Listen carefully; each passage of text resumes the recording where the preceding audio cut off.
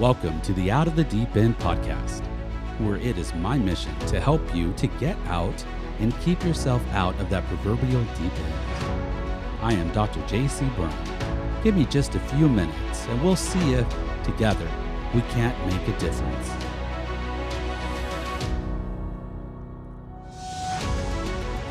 On our show today, we will explore New Year's resolutions, why they fail, and how you can guarantee success in achieving your goals. It's a popular question this time of year, isn't it? Why do we fail at our New Year's resolutions? Well, something interesting seems to be occurring. An article in People magazine, it's not a scientific, it's not a research or peer-reviewed a journal, I realize, but I do like the survey and I do like the findings that they present. They asked 2,000 nationally representative Americans about their plans for the new year in light of the stress from 2020 overall the last couple of years.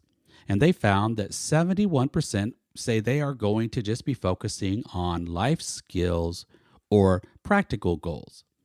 In fact, they found that most people say they aren't focused on those traditional goals, such as going to the gym and losing weight. Rather, they have said that, well, we have something that we feel is more important, such as saving money for the future. That's 62%. Or maybe learning a new skill, and 50% said this. They say that maybe we're just going to have a better budget. And 49% said we're going to pay down a debt.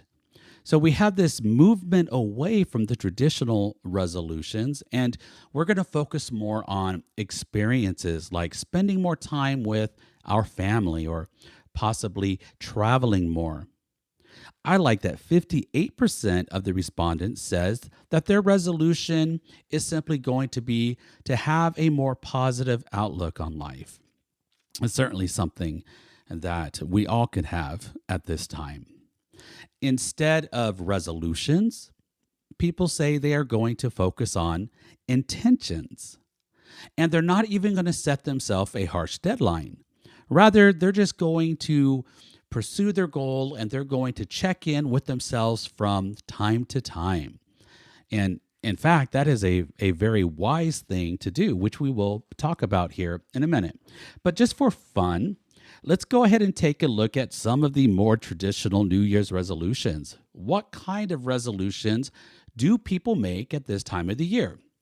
Well, if we look at familyeducation.com and their top 10 resolutions for families, they say, number one, get unplugged, right? Turn off the TV, put your phones away, your iPads, your AirPods, whatever it may be. But spend time together. Number two, eat well. And that's probably a very popular one on any New Year's resolutions list. 3, exercise. 4, read. And then they add an exclamation point, right? How important is it for us to expand our mind by reading what other people have to say? 5, do chores. Well, for families, that's probably very important, not just for adults, but really for the children as well. 6, be good to others. Love it. 7, get more sleep. And we're going to see that one is also always in the top 10 of many, many different lists that we find for New Year's resolutions. 8, save money. 9, live green. And then 10, have more dates. So for parents, it's important that you take time for yourself to nurture your relationship.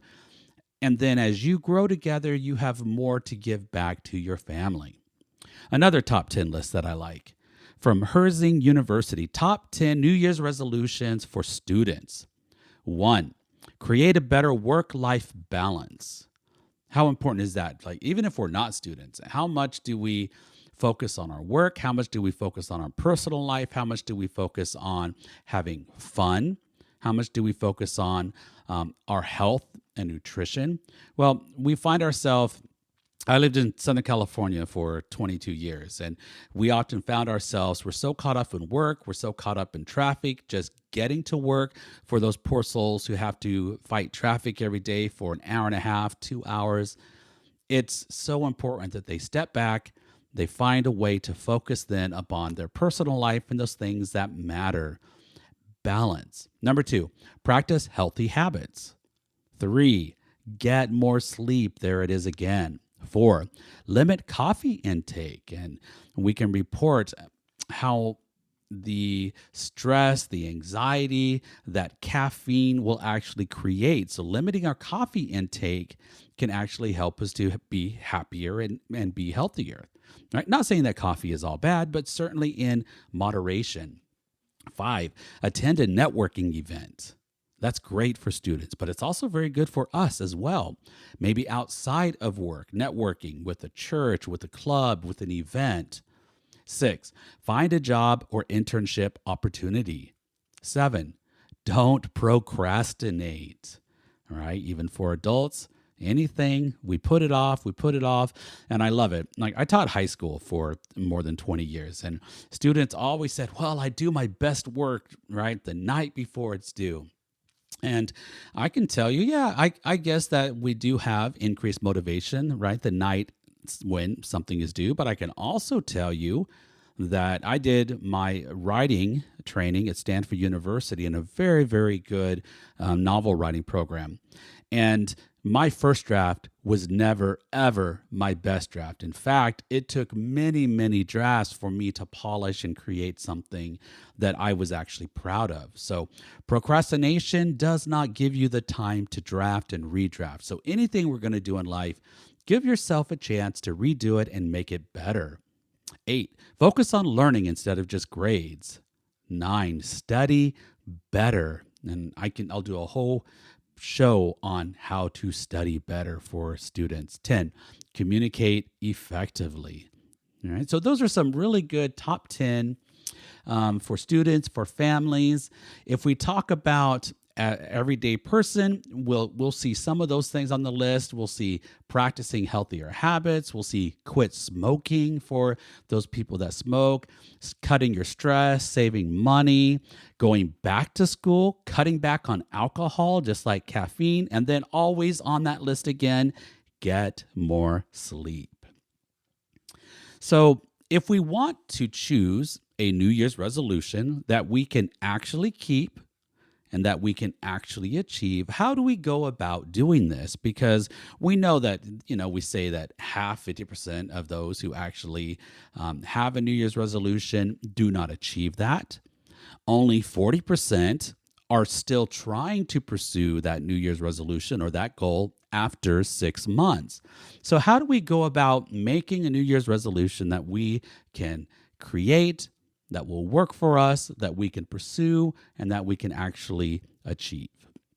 Well, the first thing I say is you have to examine your goal, examine your New Year's resolution. Is it something that you actually want to do? Or is it something that somebody else wants you to do?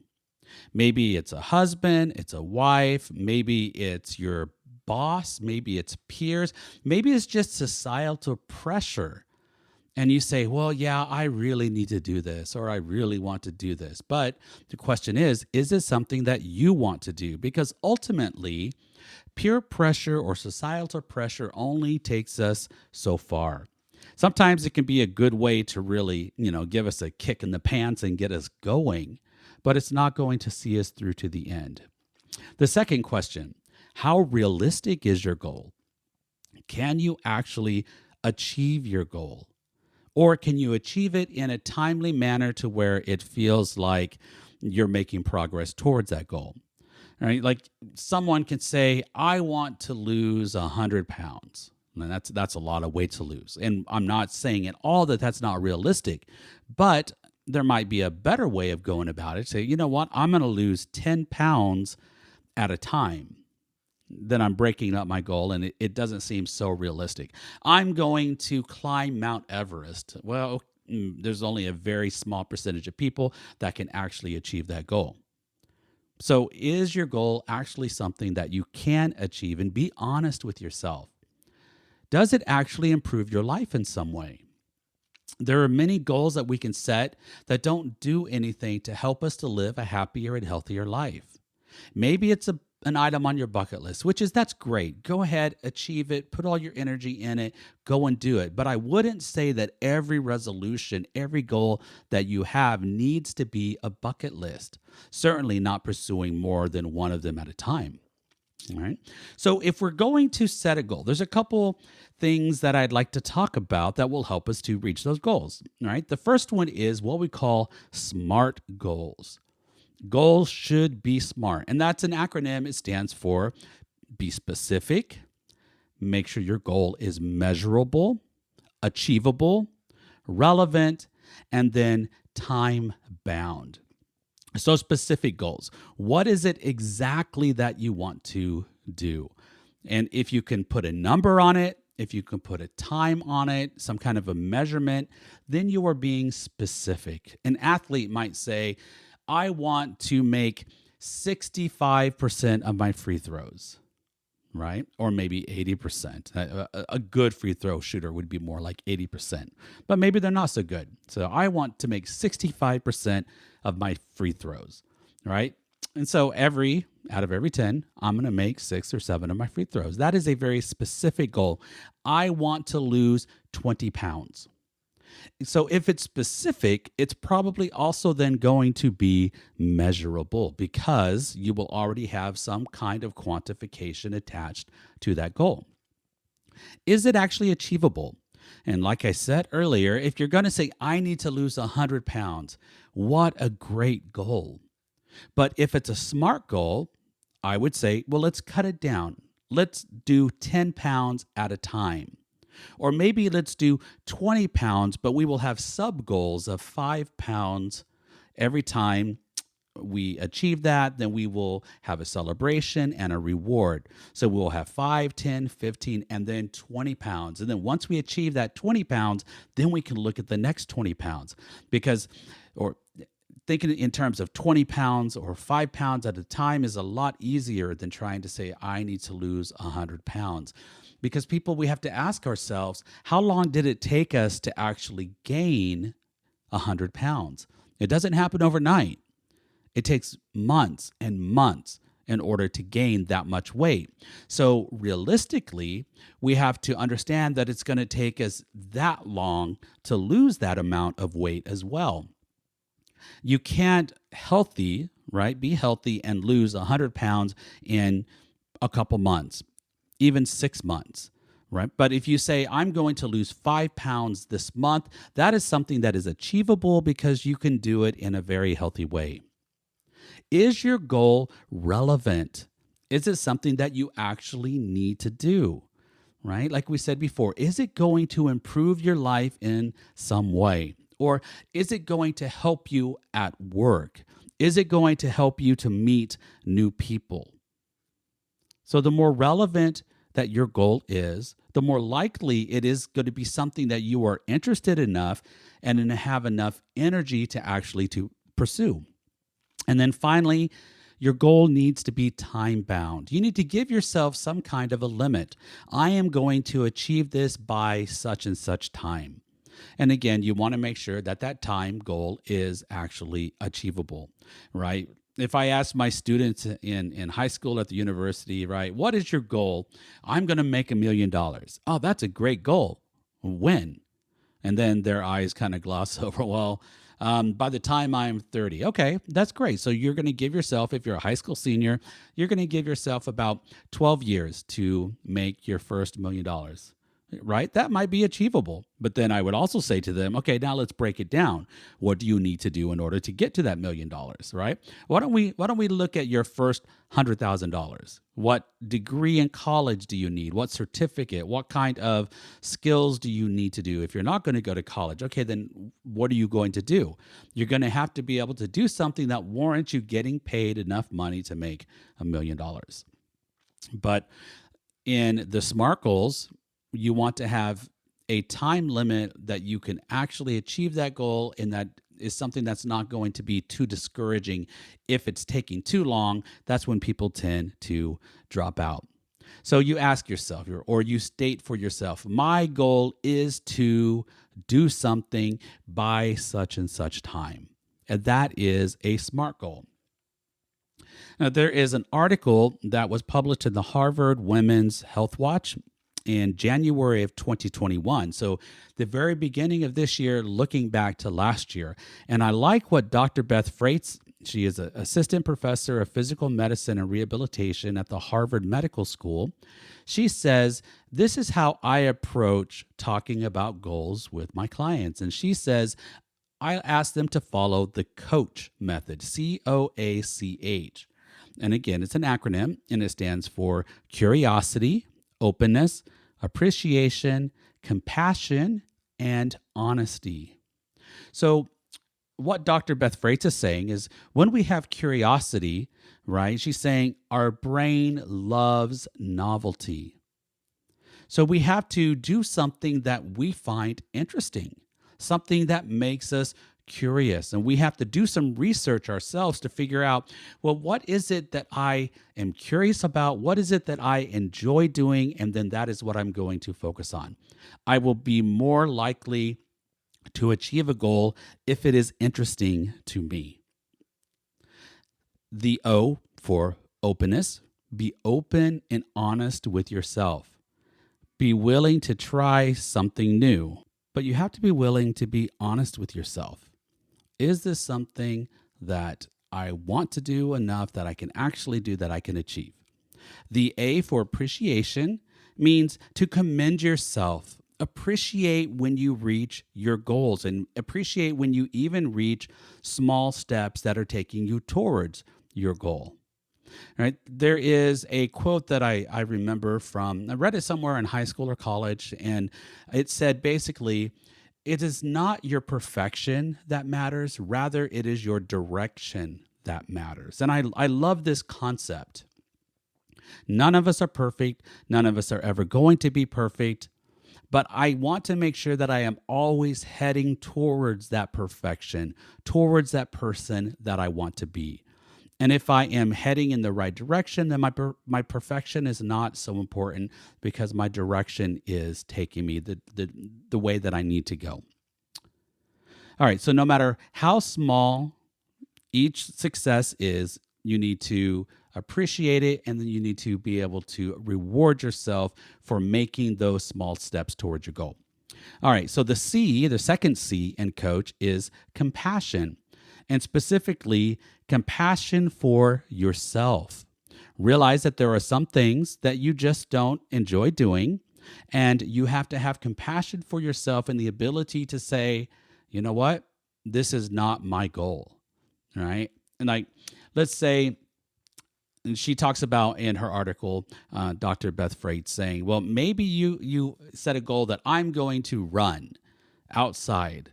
Well, running outside is something that's very good for you, and many people really enjoy it. But there are some people that just don't enjoy running outside at all. And maybe there's another kind of exercise that they can do that they would actually enjoy more, maybe swimming or playing tennis or playing golf. Right? So you want to have compassion for yourself and choose a goal that you are more likely to actually want to do and be able to do. All right, then finally, the H in coach is honesty. Make your goals achievable. Sounds familiar, doesn't it? It's just like we see in our SMART goal. Is it achievable? So choose a goal that you can actually set yourself up for success by pursuing. Okay, so something else I want to just mention is the importance of tools. And there are very many good electronic tools that we have available now.